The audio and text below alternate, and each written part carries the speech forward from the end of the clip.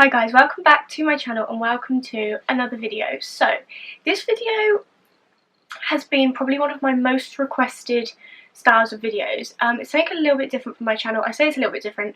Yeah, it is. I've never done this before. Well, I kind of have. I did like a YouTube Q&A in the past. However, this is going to be more of like a... Rather than a Q&A, I want to give you guys help. That sounds really weird.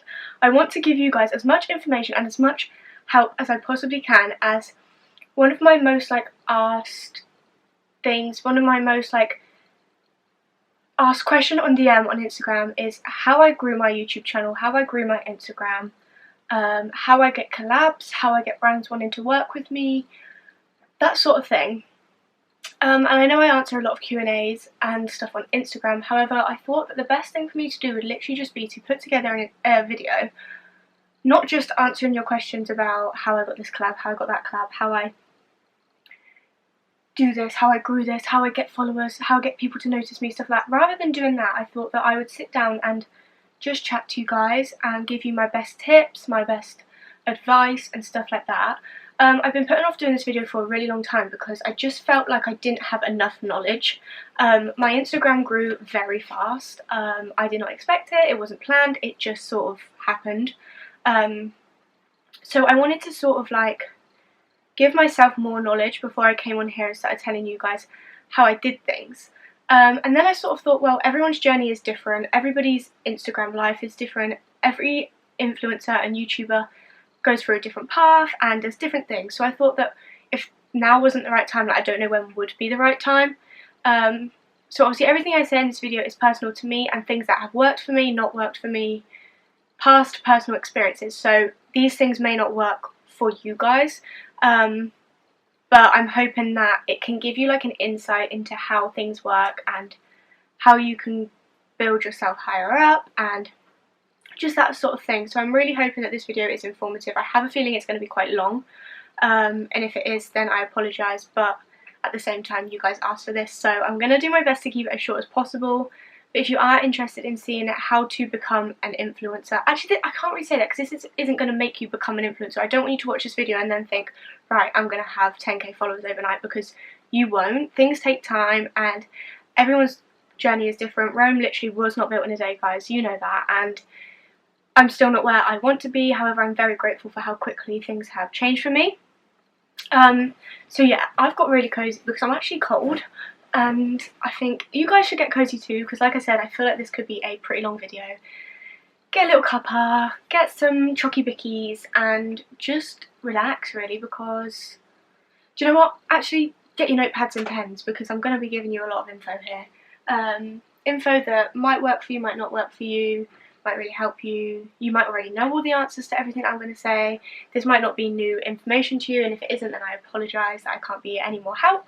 But yeah, this is going to be a fun video. Well, not fun funny, do you know what I mean? But hopefully this will be a nice, relaxed, chill video, and it will give you some information and some help. I'm already tired. I put on my Instagram about an hour ago, asking you guys to send in any specific questions. I'm going to try and cover everything. You guys will see it. Instead of explaining it, just keep watching, and fingers crossed you do enjoy. But yeah, here we go. Oh, what have I done? Never mind. Hopefully it's still alright. So, the first question, topic that I'm going to answer is how I started influencing. I hate saying that word because I still don't see myself as an influencer, if you know what I mean. I don't see myself as an influencer. However, a lot of people on Instagram do class me as an influencer, which is obviously absolutely fine. But yeah, so my first thing is how I started becoming an influencer, how I got the confidence, how many followers I had when I started, how did I deal with the judgment when I started, just that sort of thing, do you know what I mean? So I didn't really start influencing until lockdown. So I started my YouTube channel a year and a half ago. It was January 2019, January 2019 I think I uploaded my first ever video. And at that point obviously I had no subscribers. I think I had about 2,000 Instagram followers, and I just bit the bullet and did it. A lot of people said, how did I cope with school friends judging me? Obviously at this point I had actually finished school. I still had school friends, if you know, I keep doing that in this video. I still had friends from school, but obviously I wasn't at school, so I didn't have to have people talking about me while I was in school. However, even if I'd started in school, I don't think I would have cared, because I feel like if YouTube and Instagram is something you want to do, what people say should never put you off, and if it puts you off, then in the nicest possible way, you obviously don't want to do it bad enough. Like, I know everyone's different, and I know people get anxious, and I know people feel different about things, but this video is going to be my personal, honest opinion, so please don't take offence to anything that I say. However, if you want to do something that bad, nothing people say will put you off, because if you see other people influencing and you see other people doing their YouTube channels and ignoring hate, then there's no reason why you can't do that either. Like, I promise you, what people say on YouTube, what people say on Instagram means nothing. They're people sat behind a computer screen. Their opinions are literally irrelevant. They clearly have nothing better to do with their life. So honestly, if you want to start something, just do it. Like, honestly, the best thing I ever did was just start. So when I started my YouTube channel, obviously it's taken me 1.5 years to get to 15,000 subscribers, which I'm super proud of. I didn't ever imagine that I would get this many.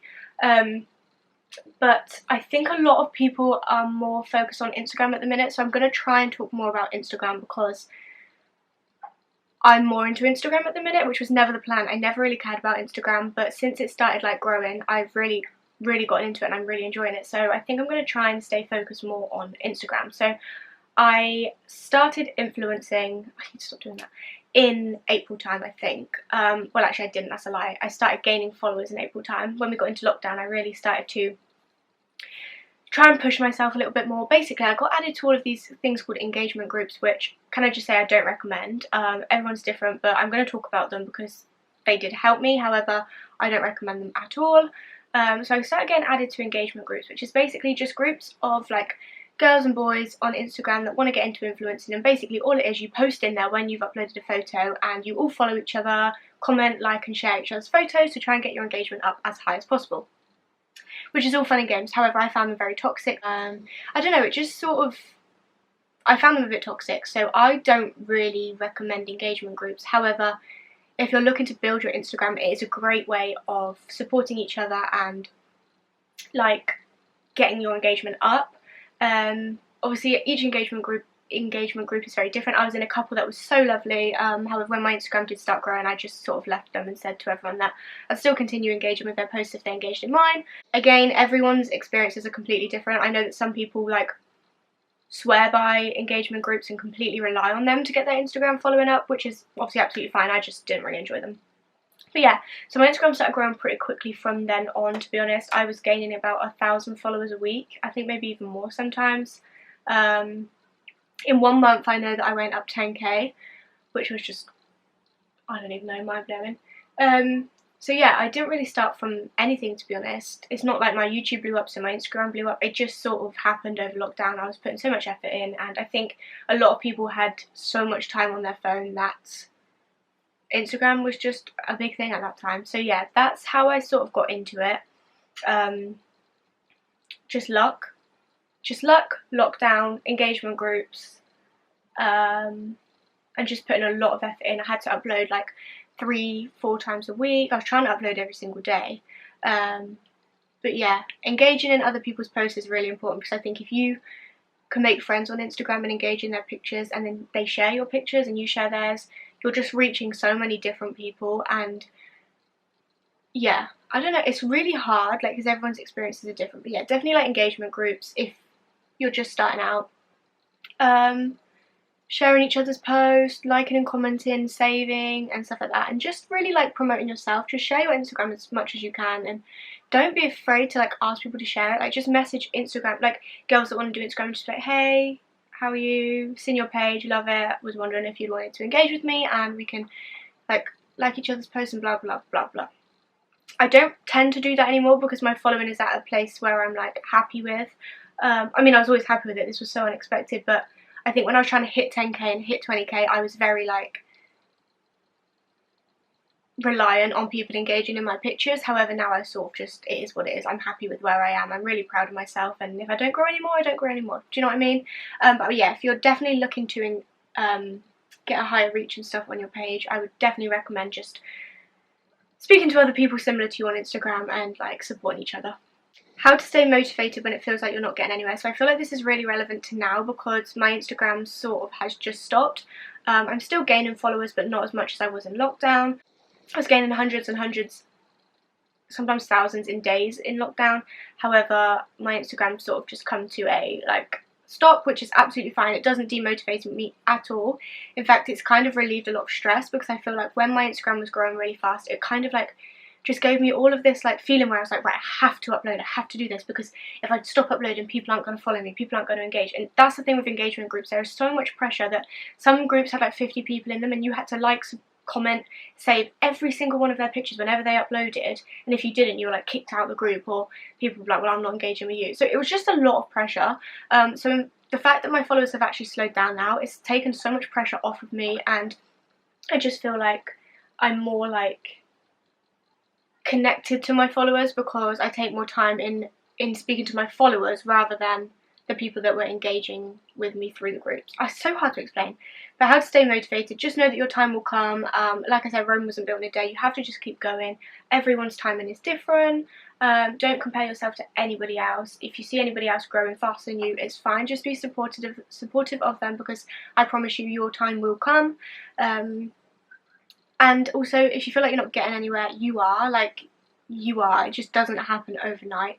Keep going. If it's something you really want to do, you should never let anything put you off, and I'm just so motivated to do it because it's just what I want to do. So next thing is like confidence and how I got the confidence. So people are like, how did you become so confident taking your Instagram pictures? How you got confidence to start YouTube?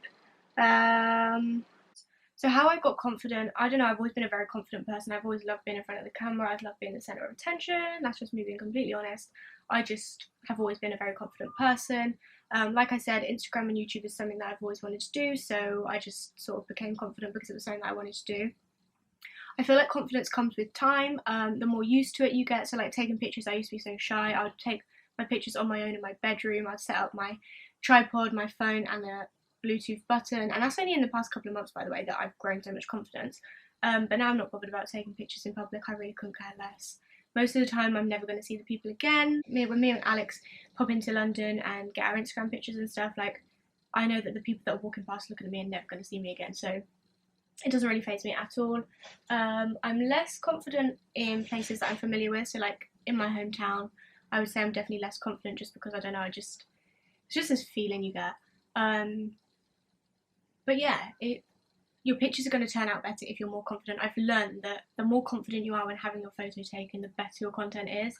And the better your content is, the more followers you're going to get. So yeah, it all comes with time and practice and, again, knowledge, like I said, knowledge of your best angles and stuff like that. When you know what angles look good, when you know how you want your photos, and also when you find someone that's really good at taking your photos, it literally takes 30 seconds in public. Like, me and Alex can get our pictures done so quickly now. So you don't even need to be confident because you just do it when no one's around, and by the time someone else comes, you're done. So yeah. Okay, so I'm going to talk about collabs, how I got collabs. A lot of people like, did you ever message brands or did they message you? What to include in an email to a brand? How do brand deals work? How do you reach out? How do you get to work with big brands? Will big brands message or do you have to message first? So it's basically like, how do you approach brands or do you wait for them to approach you? Did I reach out to brands? Yes. When I first got into like Instagram and stuff like that, of course I reached out to brands.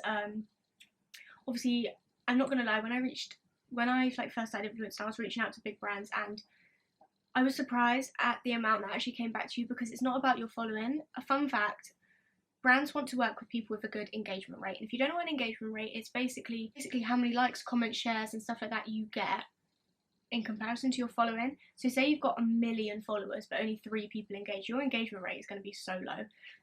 But you could have 7,000 followers and maybe 4,000 of them are engaging in your posts. That's a massive engagement rate. So brands obviously care about your followers, but I think they care more about your followers when it comes to payments. So if it's going to be a gifted collaboration, I think most brands just look for a really high engagement rate. I know people with 2,000 followers that have worked with people like Lounge, because followers isn't everything. Like, if you've got 2,000 followers and every single one of your followers is engaging on your post, that could be more engagement than me. Like, do you know what I mean? So it's not about followers, so don't keep trying to push for followers. What you need to do is try and build a good following. So rather than having loads of followers, what you want is a supportive following group that are gonna save your posts, that are gonna like and comment and share and stuff like that. So instead of thinking, oh, I need 100 followers to do this, I need 1,000 followers to do this, you don't. You just need the followers that you've got to support you, and your engagement rate will be super high, and then brands will want to work with you. So yeah, that's the main thing, is your engagement rate and stuff like that. Obviously followers does help, however, only in certain brands. Yes, I have reached out to brands in the past, and yes, I still do reach out to brands. However, the more following I've got and the higher than my engagement rate, and I also think the more bigger brands that I've worked with, the more other bigger brands that have noticed me. So I think, so people like Asos, PLT, White Fox, obviously they're all dreams to work with, and I honestly can't believe that I actually got a collaboration with them. I hand on heart never ever thought I would, especially like Lounge and people like that. So the best thing to do, if you really want to work with a brand and they don't reach out to you, just shoot your shot, guys. Like, there's no reason why you can't. The worst that's going to happen is they're going to say no. Like, all you need to do is just put together a really nice email explaining why you want to work with them, put your Instagram and stuff like that in, and then just see where it goes. Like, honestly, you'll be so surprised at the amount of brands that say yes. So yeah, obviously I've been working with Lounge, PLT, Asos and people like that, and a lot of the big brands I did reach out to right at the start, and I never got a response or anything like that, or they said, oh, will you just email us again at this point, and blah blah blah. However, some did come to me, and if they come to me, all they say is, would you want to work with us on a gifted or paid basis, blah blah blah blah. But obviously you guys don't want to know about that, because if they're not emailing you, it's pretty irrelevant. So I'm going to talk about reaching out to brands and what's the best way to do it and how to do it and putting emails together and stuff like that. So if the Instagram page doesn't have a sort of like influencer email address, the best thing to do is just DM them, and if they're interested, what they will do is send you an email address to email. I know that a lot of Instagram pages for brands have an email address already on them, and the good thing about being in engagement groups and knowing other people that get into influencing and stuff like that, it's a really nice community to be in when you've got a lot of girls around you that work with brands and are happy to share the emails with you. You're not really supposed to share personal emails, but however, when you've got like a main reach email, so like for example, I know influencers at plt.com, that's not the email address, but like say it is, there's no reason why you can't really share them around if you're interested in working with them. So you literally just put together an email to just say, introduce yourself, say why you want to work with the brand. It's always best to say that you love them and that you buy from them and it'd be a dream to work with them and things like that. It's also good to include your handles for all your social media, because they might not be interested in working with you on Instagram, but they may be interested in working with you on TikTok or something like that. So put all your social media handles in there. Just really try and sell yourself. Just like be honest and just say like you're really wanting to push out your Instagram and grow and work with brands, and you've loved this brand for a long time and stuff like that. Everyone is different, and like I said, everyone's journey is different, and the way people email and contact brands is all different as well. But what's worked for me is literally just putting that in there, maybe putting some screenshots of your insights in. So say you've got a really good engagement rate, put that in there. Tell them that your engagement rate's 10%. Tell them that your weekly page viewings on Instagram is 10,000 people. So like, do you know what I mean? Show them some reach on your other collaborations. So like previous collaborations with other brands, if your reach is really high, tell them about it. Just let them know like what you're about and stuff like that. Tell them what you can bring to the brand and why you think that your followers will love what you're posting. But yeah, like I said, everyone's is very different, so it just depends how it works for you. And if anybody wants any like tips, or if anybody would like me to send them over sort of a draft email that you can then send to brands, let me know, because I'm more than happy to just like screenshot one of the emails that I've sent to a brand in the past and just you can just copy and paste it, honestly. But yeah, so brands do reach out to me, I do reach out to brands. There's nothing wrong with reaching out to brands at all. They actually really like it. And yeah, I think that's about it. So with paid collabs. So people are saying, how do you know how much to charge? So a lot of bigger brands like Asos and PLT don't tend to pay unless you are at a certain following. They are mainly gifted collabs until you get to a certain point. I'm not going to lie about that. Also, guys, can I just say, once you have collabed with someone, chances are if your post does well enough, they'll want to work with you again. So once you've emailed that brand once, and you've got that collaboration in place, they tend to just get back to you each month with campaigns that they're doing and things like that. Obviously, don't be disheartened if they don't. It just means that maybe the reach wasn't enough, or maybe they haven't got the budget to gift you clothes for a month and stuff like that. There's no reason why, if they say not another collab for another month, there's no reason why you can't reach out to them again in a couple of months down the line and just ask again.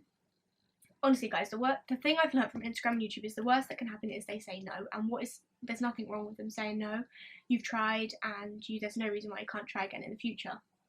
So yeah, bigger brands like that tend to pay when you do reach a certain following. So selling yourself and stuff like that. So say a brand does email or message you and they say, what are your paid prices? Obviously, I can't really talk on behalf of anybody else. It's all about your personal preference, what you feel comfortable saying, what you think you're worth, what your obviously the higher your engagement rate, the higher that you can charge. You also got to think of the brand themselves. If they're a small brand starting out, obviously it's not really fair to charge them because they're just a small brand, and I love promoting smaller brands. But then obviously with people like Pretty Little Thing and stuff like that, you obviously don't ever want to undersell yourself. But like I said, you do have to have a certain amount of following for bigger brands to pay you. But say you hit that, say you hit that marker and bigger brands do want to start paying you, obviously do not ever undersell yourself. The thing I learned is just say what you feel comfortable saying. The worst they'll do is say that's too high. So this is just an example, by the way. So say a brand reached out to me and said, oh, what do you charge for a YouTube video? And I turned around and said, oh, for a 10-minute YouTube haul, I charge £600 and I've got 15,000 subscribers. They might turn around and say, well, we pay people with 100,000 subscribers £600, so we're not going to pay you £600. However, we can offer you £200. There's nothing wrong with that. If you think that's a fair deal, you can obviously accept it. If you don't think it's a fair deal, you can go back and say, okay, well, a brand in the past has paid me £600, so what about £400? They might then say, sorry, that's still a bit high for our budget, what about £300? And then you can just meet and sort of, I don't know, come up with a final decision. They're just figures, by the way, they're not actual figures. I don't think I've ever been paid £600 for a YouTube video, but yeah. So it's just sort of personal preference, what you feel comfortable saying, what the brand has a big budget, if it has a small budget, just that sort of thing. Like I said, the worst thing is they say no. I really hope this is making sense, and I need some water. I'm not gonna lie. Payments and stuff like that's a really hard topic to tell you about because everyone is so different, and I have a lot of YouTube friends and Instagram friends that I know charge completely different rates to me, and that's just because we feel comfortable saying different things. And yeah, not every brand is going to want to pay you, which is absolutely fine. Most of my collaborations are actually gifted, to be honest. I very rarely get paid through collabs. I get paid more through YouTube AdSense and things like that. My battery is flashing, so I'm going to have to really quickly round this video up. How do you grow your Insta when you have a full-time job? A lot of people have asked this. How do I balance full-time work and stuff? So I actually worked 5 days a week when I started Instagram and YouTube, and I found it really difficult to find the time and stuff like that. I really did struggle. But my Instagram grew in lockdown, like I said, and I actually had cut down to 4 days because I was getting money from YouTube. So I was very lucky to be able to cut down to 4 days a week. So I don't actually technically work full-time. I work 30 hours a week. 32 hours a week. So I really try and focus on Instagram and YouTube on my day off and at the weekends. However, I actually don't ever have a day off from YouTube or Instagram. I wake up earlier to do Instagram content. I do it on my lunch breaks. I do it after work. I film videos whenever I can. It's hard to balance it, don't get me wrong, it really is hard to balance it. However, I just work with so many lovely brands that are so understanding about my timescales and my deadlines and stuff, and obviously when I do a collab they say, oh, when can you get it up? And I just give realistic timescales. To be fair, I'm pretty good at getting my content done because I love it so much and I get so excited. Even though I've worked with Pretty Little Thing, God, I couldn't even tell you how many times now.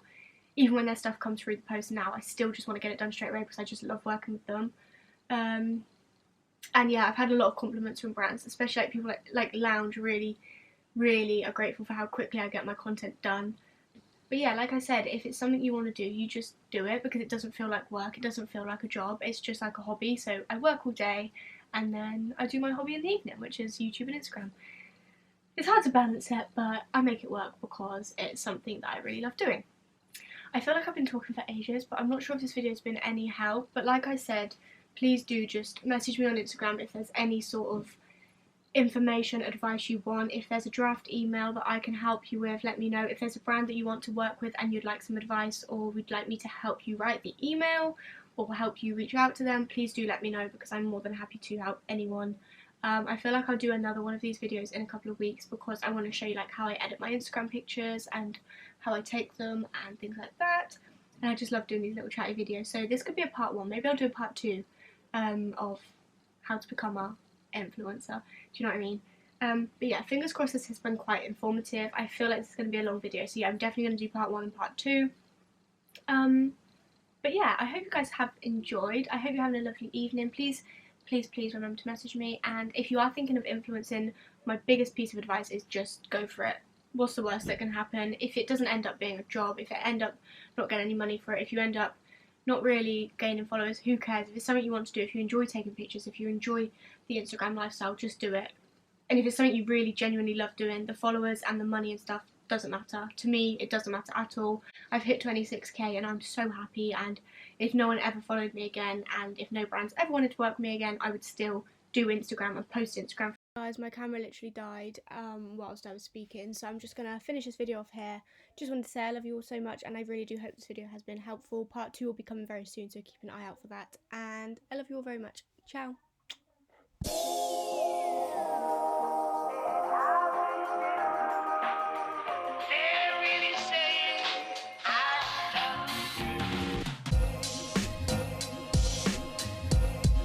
What a wonderful world.